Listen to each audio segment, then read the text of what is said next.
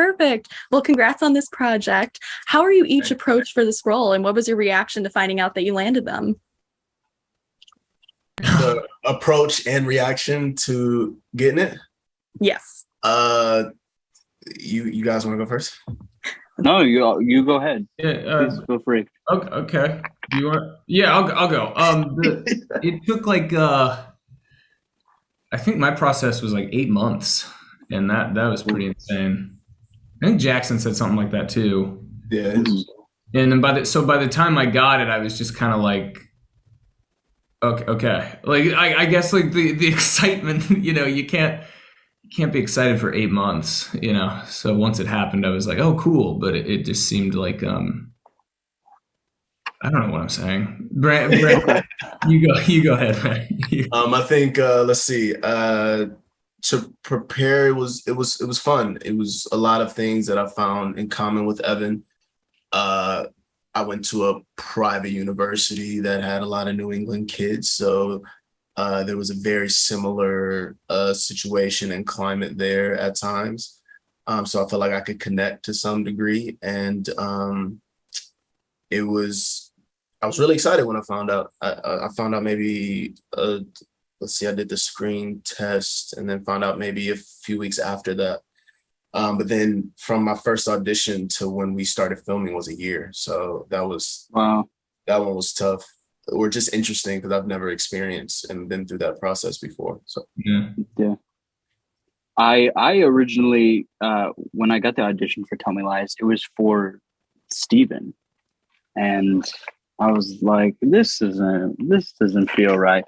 So I turned it down, and like about 6 months later, I got the audition for Drew, and funny enough, the casting director Lauren Gray, lover, she used the sides from a show called Your Honor that I was also in. So I was like, this all feels very familiar. But my reps, they called me the day before Christmas Eve, and they're like, hey, we got a Christmas present for you. And it was a very nice way to receive that news. Very cool. And everyone is sure to binge this series. So what have been your most recent binges? Love, Death, and Robots. What did you say, Brandon? Death and Robots is nice. I was saying you don't even watch TV like that, do you? Me, no, not. I haven't binged anything for a long time. I just kind of, especially after COVID, I was like, I just got rid of my TV. I was like, oh God. But you shouldn't get rid of your TV, and you should watch this show. Nice. Last thing I binged. That is a great question. I don't know why I started if I didn't have an answer. Didn't you just binge The Sopranos? Yes, actually, while we were filming this, I binged The Sopranos. First time watching it. Great show. Highly recommend. You don't need me to say that. Everybody's saying it's one of the best shows ever made. And I see why. Yeah. And one of my favorite questions to ask is, what prop did you take home or you would have liked to take home? What prop? Evan had a Hamilton watch that would have been nice. Yeah, he had a nice watch that I wanted.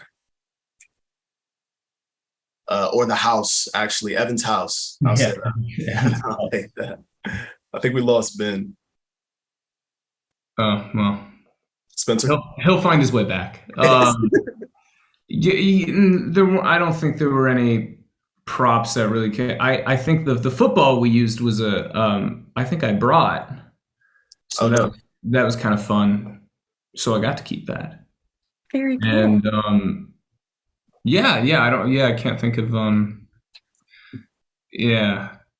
that concludes my answer. And I love the fact that music plays a big part in this show, and there's kind of like a little hidden gem in there at the beginning and the end with the same song. So are there any other hidden gems or details that fans should be on the lookout for that they may not catch the first time watching? Fun to see the phones. Back when like there was more than one phone.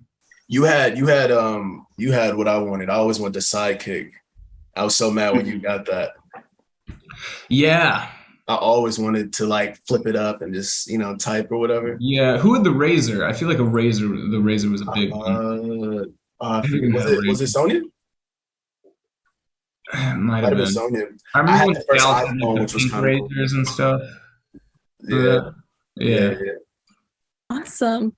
Well, I can't wait for everyone to see this. Thank you guys so much for chatting with me.